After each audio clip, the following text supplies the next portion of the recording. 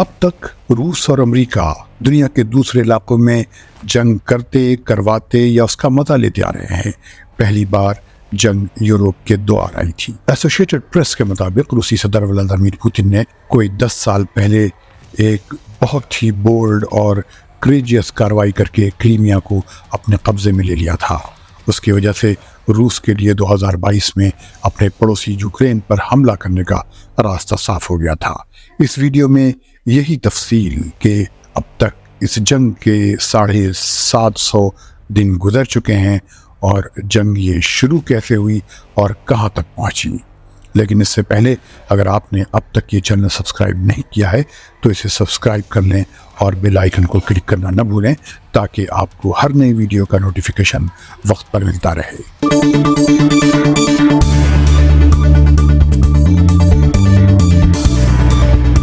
और अब देश के देखने वालों को फैजुल हक का सलाम। क्रीमिया में पहले से ही रूस का ब्लैक सी फ्लीट मौजूद था और ये छुट्टी मनाने की इस इलाके की सबसे पसंदीदा जगह थी। लेकिन जिस तरह रूस ने यहाँ बहुत तेज़ी से बगैर खून खराबे के कब्जा किया, उसकी वजह से यहाँ लोगों में पैट्रियोटिक जज्बात खूब पैदा हुए और व्लादिमीर पुतिन की पॉपुलैरिटी और बढ़ी। इस वक्त पूरे रूस में नारा लगाया जाने लगा कि क्रीमिया हमारा है। अब जबकि पुतिन अगले 6 साल तक रूस में प्रेसिडेंट बने रहने का रास्ता साफ कर चुके हैं, वो यूक्रेन में मजीद कामयाबी हासिल करना चाहते हैं। रूस जंग के मैदान में कामयाबी हासिल करता जा रहा है और यूक्रेन को मिलने वाली अमेरिकी और वेस्ट के सपोर्ट में कमी आती जा रही है। एसोसिएटेड प्रेस के मुताबिक पुतिन ने अब तक ये बात वाज़ेह नहीं की है कि वो यूक्रेन के दूसरे हिस्सों पर कब्जा करने के कितने ख्वाहिशमंद हैं। रूस और यूक्रेन के दरमियान मुसलसल तीसरे साल लड़ाई जारी है। दोनों तरफ से जानों का नुकसान हो रहा है, लेकिन उनके कुछ सीनियर साथी अभी भी कीव पर कब्जा करने और यूक्रेन की ब्लैक सी तक रसाई रोकने की बात कह रहे हैं। एक लंबे अरसे के बाद यूरोप जंग से जूझ रहा है। अब तक यूरोप और अमेरिका दुनिया के दूसरे हिस्से में जंग लड़ते, करवाते या उसका मजा लेते थे। सेकेंड वर्ल्ड वार के बाद यूरोप में होने वाली ये सबसे बड़ी जंग है। इस जंग की वजह से रूस और वेस्ट यानी यूरोप के दरमियान टेंशन को बढ़ावा दिया है। इतनी टेंशन तो उनके दरमियान कोल्ड वार के हालात में भी नहीं थी। जब 2014 में पुतिन ने क्रीमिया पर कब्जा किया था तो उन्होंने वेस्ट के लीडर्स को यह कहकर खामोश रहने को कहा था कि रूस के पास न्यूक्लियर ताकत है। पुतिन ये धमकी बराबर देते रहे हैं। उन्होंने जब यूक्रेन पर फुल स्केल वार शुरू की थी उस वक्त भी उन्होंने ये धमकी दी थी।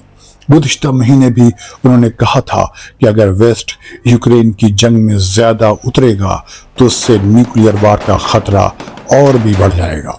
तज्ज़िया निगारों यानी एनालिस्ट्स का मानना है कि इस जीत के बाद से जो उन्होंने एक हफ्ता कबल दर्ज की है, उनका हौसला बढ़ा है। क्रेमलिन का यूक्रेन की जंग में रूसी मिलिट्री की कारकर्दगी पर कॉन्फिडेंस बढ़ा है और उसे वेस्ट की कमज़ोरी का भी बखूबी अंदाज़ा हो गया है। 71 साला पुतिन ने यूक्रेन जंग को वेस्ट के लिए जिंदगी और मौत का मार्का करार दिया है। उन्होंने 10 साल पहले क्रीमिया पर कब्जा करने के बाद कहा था कि उनके मुल्क ने अब तक जो कामयाबियां हासिल की हैं उनसे किसी भी कीमत पर दस्तबरदार नहीं होगा। वो किसी भी कीमत पर क्रीमिया में रूसी ज़बान बोलने वालों की हिफाजत करना चाहता है और अपना इलाका वापस लेना चाहता है। 2014 में क्रेमलिन नवाज यूक्रेनी सदर को अवाम के मुजाहरे के बाद गद्दी छोड़ देनी पड़ी थी। इस वाक़े को रूस ने अमेरिका के वरगलाने पर होने वाला तख्ता पलट करार दिया था। उसके बाद ही पुतिन ने अपनी फौज भेजकर क्रीमिया पर कब्जा कर लिया था और रूस के साथ क्रीमिया के शामिल होने के सवाल पर एक रेफरेंडम की बात कही थी जिसे वेस्ट ने गैर कानूनी करार दिया था। उसके बाद 18 मार्च 2014 को रूस ने क्रीमिया को एनेक्स कर लिया। لیکن روس کے اس اقدام کو صرف نارتھ کوریا اور عرب افریقی ملک سوڈان نے ریکوگنائز کیا تھا۔ اس کے چند ہفتوں کے بعد روس نواز علیحدگی پسندوں نے ایسٹرن یوکرین میں بغاوت شروع کر دی اور یوکرینی فوج سے لڑنے لگے، لیکن روس نے اعلان کیا کہ وہ ان یوکرینی باغیوں کی نہ حمایت کر رہا ہے اور نہ ان کو اسلحہ دے رہا ہے، جبکہ جو ثبوت ملے اس نے روس کے اس دعوے کو غلط ثابت کر دیا تھا۔ بتایا جا رہا ہے کہ روس نے یوکرینی باغیوں کو ایئر ڈیفنس سسٹم دیا تھا۔ ڈچ کورٹ میں یہ ثابت ہوا تھا کہ ملیشین ایئر لائنز کا جو طیارہ جولائی 2014 میں حادثے کا شکار ہوا تھا اور جس میں قریب 300 لوگ مارے گئے تھے، وہ دراصل اسی ایئر ڈیفنس سسٹم سے نشانہ بنایا گیا تھا۔ پیوٹن نے یوکرینی علیحدگی پسندوں کی حمایت جاری رکھی اور ایسٹرن یوکرین کے ساتھ ایک پیس ڈیل کی کوشش کی تاکہ اس کے پڑوس میں کنٹرول ہو۔ اس نے 2015 میں مینسک ایگریمنٹ کیا جو یوکرینی فوج کی ہار کی وجہ سے فرانس اور جرمنی نے کرایا تھا۔ اس ایگریمنٹ کے تحت علیحدگی پسندوں کے علاقوں کو مزید آٹونومی دینے کی بات کہی گئی تھی اور اس بات کی اجازت بھی دی گئی تھی کہ وہ اپنی پولیس فورس بنا سکیں۔ اگر اس معاہدے پر پوری طرح عمل ہو جاتا تو روس ان یوکرینی علاقوں کے ذریعہ یوکرین پر اپنی پالیسیز مسلط کر لیتا اور نیٹو میں داخلے کا اس کا راستہ ہمیشہ کے لیے بند ہو جاتا۔ بہت سے یوکرینی اس ایگریمنٹ کو اپنے نیشنل انٹرسٹ کے خلاف سمجھتے ہیں۔ جب 2019 میں ولادیمیر زیلنسکی یوکرین کے پریزیڈنٹ بنے تو روس نے اس بات کی کوشش کی کہ مینسک ایگریمنٹ پر عمل ہو جائے، لیکن زیلنسکی نے اس کی مخالفت کی اور یہ معاہدہ امپلیمنٹ نہ ہو سکا۔ اس کی وجہ سے روس کے صدر ولادیمیر پوتن کو کافی ناراضگی ہوئی۔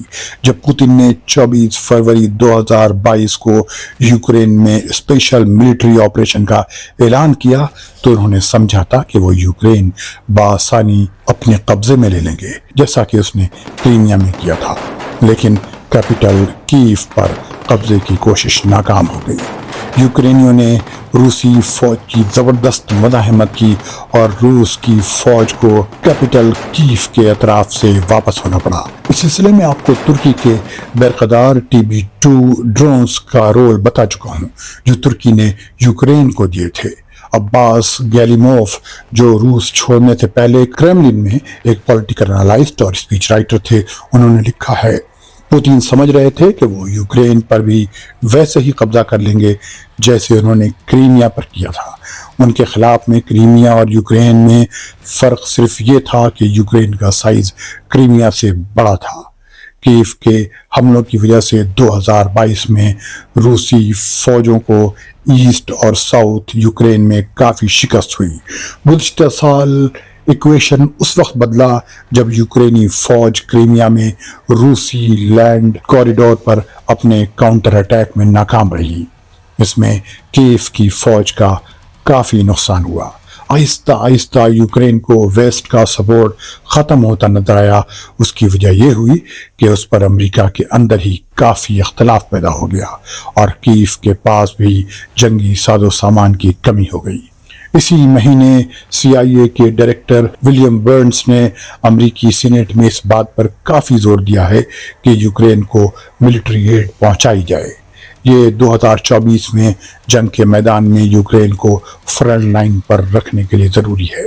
ان کے خیال میں اس کے بغیر 2024 میں یوکرین اپنی بہت ساری زمین روس کے ہاتھوں گنوا دے گا۔ ملتے ہیں کسی ایسے ہی دوسرے ویڈیو کے ساتھ، تب تک خدا حافظ۔